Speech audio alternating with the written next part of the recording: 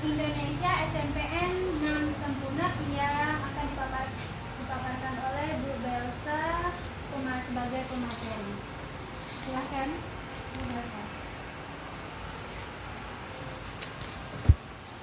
Oke, terima kasih atas kesempatannya. Sebelumnya saya biar agak santai, lebih baik saya duduk saja. Jadi ini adalah topik modul kedua setelah tadi sudah disampaikan modul yang pertama oleh Bu Maria Magdalena. Pada kesempatan ini sebelumnya salam sehat dan bahagia untuk kita semua. Terima kasih atas partisipasi Bapak Ibu yang masih setia walaupun dalam keadaan cuaca hujan di sini.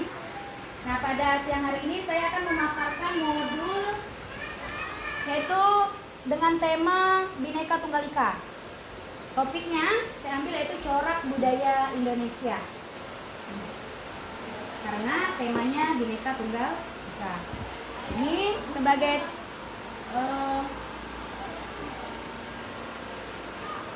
kita lihat yang pertama yaitu informasi umum. Ya, Bapak Ibu ya, kita pause dulu.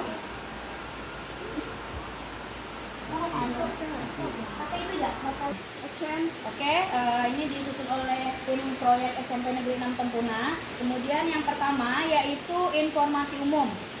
Di mana di informasi umum yaitu terdapat identitas sekolah, nama, kelas, karena saya kelas 7, tadi Bu Maria kelas 8 semester ganjil. Untuk alokasi waktu 120 DP, karena kemarin saya berdiskusi dengan Pak Catur, karena kita dalam setahun itu ada 360 dibagi satu semester ada 360 dibagi berapa Pak Catur? 360 ya, tahun. Jadi saya ambil alokasi waktu 120 DP dengan tema Bhinneka Tunggal Ika, topiknya corak budaya Indonesia. Ini sarana dan prasarana, tulis, banner, laptop, LCD, meja, kursi. Mungkin nanti bisa ditambahkan lagi ya beberapa. Ini masih prasarana nanti mungkin kegiatannya nanti di lapangan. Target proyek adalah seluruh peserta didik kelas 7. Relevansi tema dan topik proyek untuk satuan pendidikan yaitu mengenalkan keragaman budaya yang ada di Indonesia melalui market budaya. Kemudian menumbuhkan sikap toleransi dan saling menghormati terhadap keberagaman budaya melalui kegiatan pameran budaya daerah, yaitu melalui market tadi yang nanti akan kita pamerankan.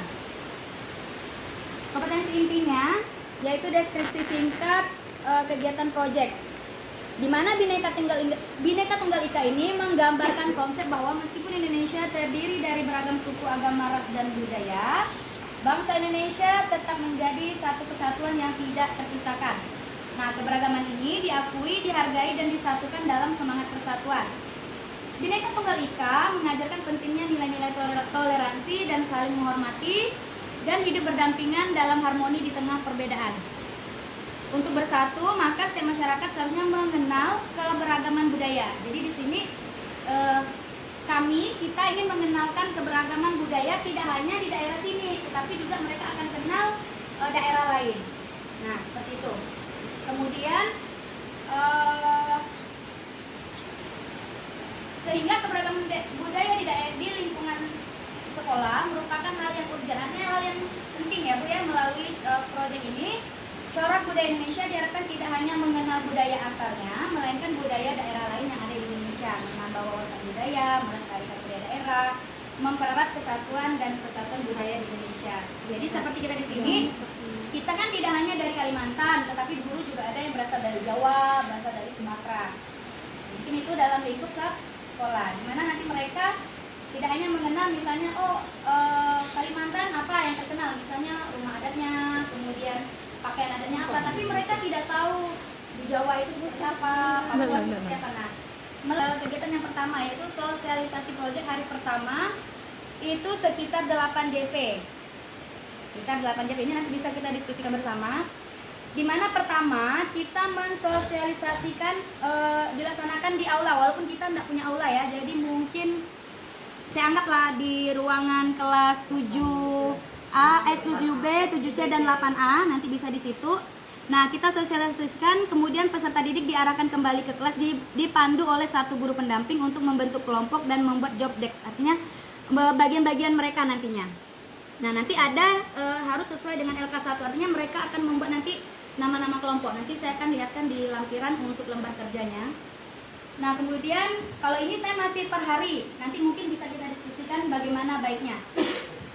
Kemudian hari kedua, dari pembagian kelompok tadi, peserta didik dipandu untuk membuat rencana proyeknya, nanti sesuai dengan lembar kerja kedua, nanti ada di lampiran. Nah, peserta didik menentukan karya yang akan ditampilkan tiap kelompok untuk menunjuk penanggung jawab tiap kelompok. Ini nanti ada koordinatornya lah, seperti itu. Kemudian penyusunan, nanti mereka akan membuat proposal, artinya nanti apa yang mereka tampilkan, maketnya tadi nanti dibuat proposalnya seperti apa. Nah, seperti itu. Kemudian nanti mereka akan mempresentasikan, Bu, misalnya saya dapatnya Kalimantan Barat, berarti nanti mereka akan mempresentasikan apa saja yang akan mereka tampilkan. Misalnya saya mau buat rumahnya, Bu, rumah adatnya nanti di marketnya itu. Nanti apa saja yang mereka perlukan di situ. Kemudian dipresentasikan, kemudian tahap aksi. Nah, ini aksi artinya itu adalah tahap di mana mulai berproses, bukan berproses sih, mulai mereka melakukan kegiatan. Ya, mulai melakukan kegiatan seperti itu.